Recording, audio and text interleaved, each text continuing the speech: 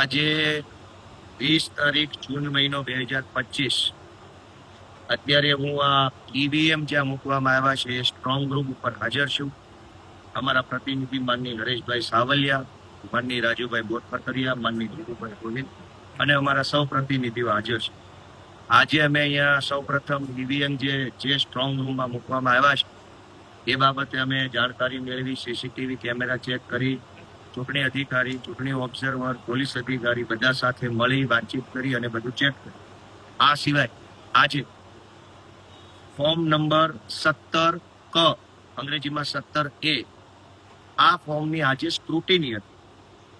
આ જે 17A નંબરનું જે ફોર્મ હોય છે એ ચૂંટણી પૂરી થયા પછી કયા બૂથમાં કેટલા ટકા મતદાન થયું, કયા બૂથની અંદર કેટલા વ્યક્તિઓએ મતદાન કર્યું, કયા બૂથમાં કયા આઈડી કાર્ડથી કેટલા લોકોએ મત કર્યું, આધાર કાર્ડથી કેટલાએ મત આપ્યો, ચૂંટણી કાર્ડથી કેટલાએ મત આપ્યો, ઈડીસી વોટ કેટલા આપ્યો. તો ટૂંકમાં આ 17A નંબરનું જે ફોર્મ હોય છે એની અંદર તમામ પ્રકારની ડિટેલ હોય છે. 17A ની અંદર કોઈ પણ બૂથમાં મતદાનના આંકડાઓ, મતદાનની ટકાવારીઓ, ઈવીએમની અંદર થયેલી કઈ પણ પ્રકારની ટેકનિકલ ખામીઓ, એ બધાની વિગત હોય છે. આજે સ્ક્રુટિની હતી, એમાં હું હાજર રહ્યો. સ્ક્રુટિની દરમિયાન મેં વાંધો ઉઠાવ્યો. જોકે સરકારી અધિકારીએ પોતાનો એકદમ કહેવાય કે બિનજરૂરી વાહિયાત પ્રકારનો જવાબ આપી આખી સ્ક્રુટિનીને પતાવી દીધી. નવા વાઘણિયા નામનું ગામ છે. આ ગામમાં 71% મતદાન થયું અને હાલની ચૂંટણીમાં એવરેજ વિસાવદર વિધાનસભામાં 56.89% મતદાન થયું છે.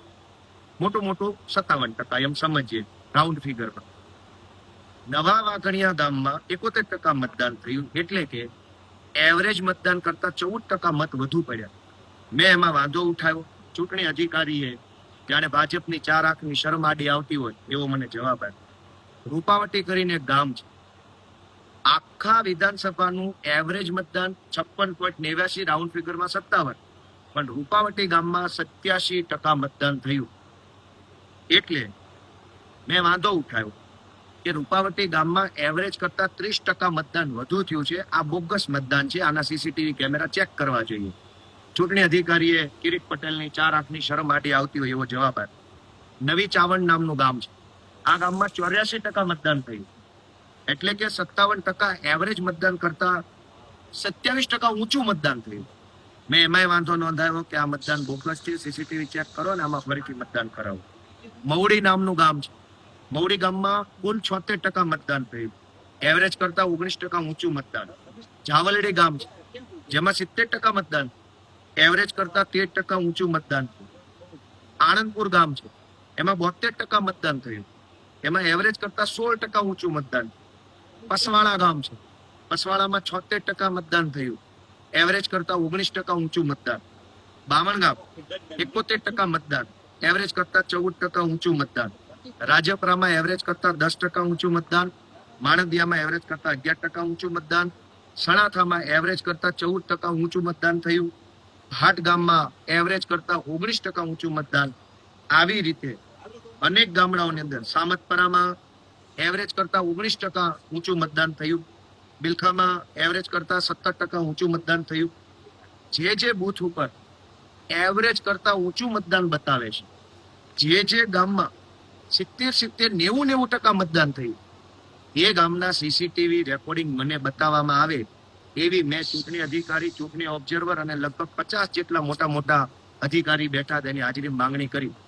એક પણ અધિકારી પાસે એક પણ વાતનો જવાબ નહોતો. જાણે ભાજપ વાળાની કાન લઈને આવ્યા હોય એવું મોઢું કરીને બેઠા હતા. મેં એમને બધાને મારી શિષ્ટ, વ્યાજબી અને આક્રમક ભાષામાં કીધું કે ગોપાલ ઇટાલિયા કોઈ મહત્વનો નથી આ દેશમાં.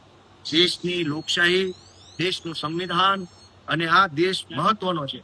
રૂપાવટી ગામમાં 90% મતદાન થયું અને 100 અધિકારીઓ અંદર બેઠા હતા, કિરીટ પટેલની કાન લઈને આવ્યા હોય એવું મોઢું કરીને બેઠા હતા. એક પણ અધિકારી પાસે જવાબ નહોતો કે આ 90% મતદાન રૂપાવટીમાં થયું એ બોગસ છે કે સાચું છે, કેમેરો બતાવો. તો મને સ્પષ્ટ ના પાડી દીધી કે કેમેરા બતાવવામાં નહીં આવે, ચૂંટણી પંચની ગાઈડલાઈન છે, બતાવવાના જ ન હોય કેમેરા, તો મૂકો છો શા માટે? દોસ્તો, આજે 100 જેટલા મોટા અધિકારી અંદર સ્ક્રુટિનીમાં બેઠા હતા. મેં રજૂઆત કરી ધારદાર, આક્રમક, કે દેશને બચાવવાની જવાબદારી તમારી માથે છે, બેશરમ ન બનો. પણ કોઈના મોઢા પર શરમનો છાંટોય નથી. આમ જાણે કિરીટ પટેલની કાણે લઈને આવ્યા હોય એવી રીતે બધા બેઠા છે. મેં અનેક પ્રશ્ન પૂછ્યા કે મેં જે બૂથમાં 80%, 90%, 70% મતદાન થયું છે એ બૂથના સીસીટીવી કેમેરા મને બતાવો. ધરાહાર ના પાડી દીધી બતાવવાની. મેં એમ કીધું કે આની અંદર રીવોટિંગ કરાવો. ના પાડી દીધી કે રીવોટિંગ નહીં થાય. મેં એવું કીધું કે સીસીટીવી જોઈ લઈએ આપણે. 90% મતદાન નવી ચાવંડ, રૂપાવટી, નવા વાઘણિયા, જાવલડી, આણંદપુર, પસવાળા, આટલા ગામમાં 85-90% મતદાન કેવી રીતે થઈ ગયું? ઇતિહાસમાં કોઈ ચૂંટણીમાં 90% નથી. તો દોસ્તો, આજે કહેવાતી સ્ક્રુટિનીનો ટાઈમપાસ કાર્યક્રમ હતો. આ ટાઈમપાસ કાર્યક્રમમાં ચૂંટણી અધિકારી આવ્યા હતા. આ ટાઈમપાસ કરવા ચૂંટણીના ઓબ્ઝર્વર આવ્યા હતા, બીજા અધિકારી આવ્યા હતા. બધાએ કલાક ટાઈમપાસ કર્યો, પબ્લિકના પૈસાની ચા પીધી અને ભાજપના ગુંડાઓએ, ભાજપના લુખ્ખા તત્વોએ જે આ બૂથમાં બોગસ મતદાન કર્યું છે એને અંદરથી મનમાં તાળીઓ પાડીને વધાવી લીધું. અને મેં જે વાંધો રજૂ કર્યો એ વાંધા ઉપર મોઢે સેલોટેપ મારી ધૂતરાષ્ટ્રની જેમ મૂંગા બેસી રહ્યા. આજની આ સ્ક્રુટિનીમાં હું અહીંયા સેન્ટર પર છું. ગુજરાત આખાની જનતાને વિનંતી છે કે આ ભાજપના ગુંડાઓને, કિરીટ પટેલ જેવા ગુંડાઓને મુંહતોડ જવાબ આપો એવી વિનંતી છે.